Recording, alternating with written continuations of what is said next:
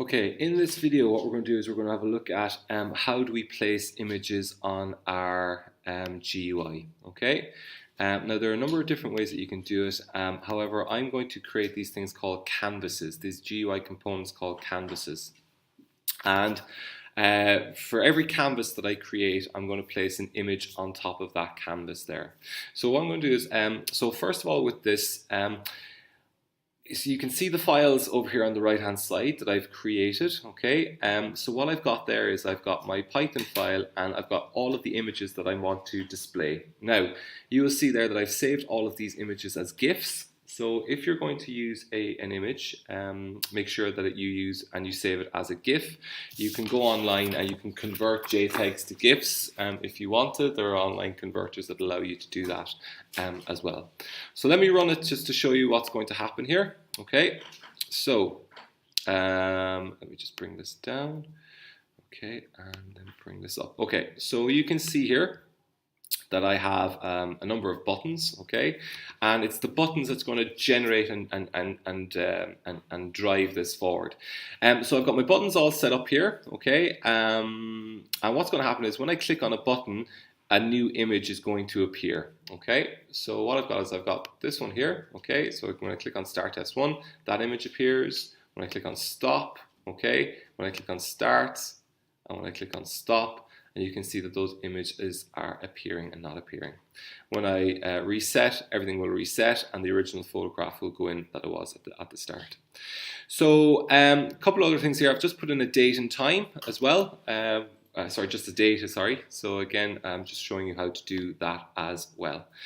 So let's go through the setup of the GUI first. What I've done is I've just created a label so just to display the date. So again, from date time, import date time, that will allow you to access date and times.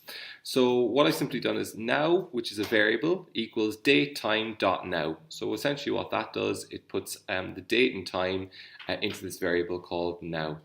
Now I only want to display the day, the month, and the year. Okay, so I just do current year equals now, which is the variable that holds the date and time, dot year, now dot month, and now dot day, and I put them into 3 variables. And then I create a label, and what I simply do is I put the text is the string value of the date, the time, and the year, and you can see there, obviously I've added in the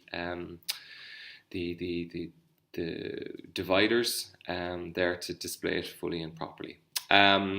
Very quickly, you can see here that I've put the button, yeah, okay, and it's linked to the command called stop, and I've placed it in row 1, column 1. There's a stop button that's called stop test 1. I've put that in row 2, column 1, and that's linked to the command stop. I've also done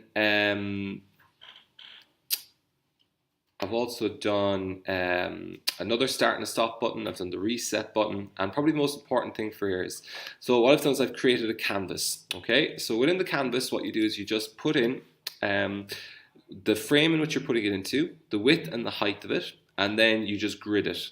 Now, obviously, you can see there that I've gridded it in, just bring that up there, I've gridded that in row 5, column 1.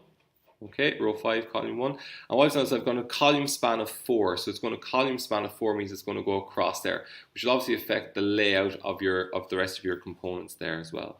Now, this is the important bit here. So what I do is I create an image. So I say my image is a variable equals photo image, and I say file equals place image here dot gif.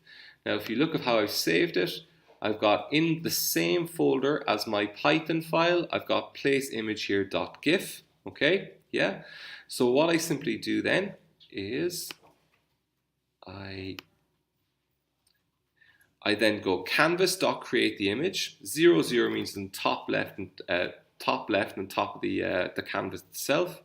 The anchor is northwest, so again it's going from the northwest, and I say the image that I'm putting in is my image, which is the variable my image, okay?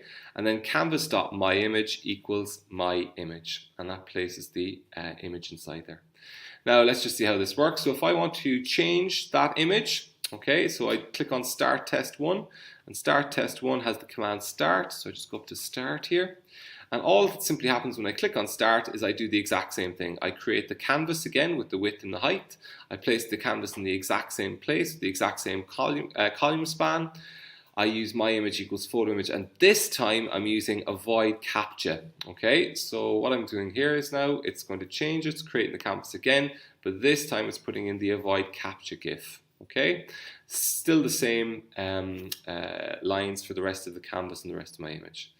When I click on stop, and if you can see what I click on stop, stop will basically make these two buttons over here active, okay, and it'll make these ones disabled. So when I click on stop, again, you can see those two are disabled and those two are active, okay, and again, you can play around with that.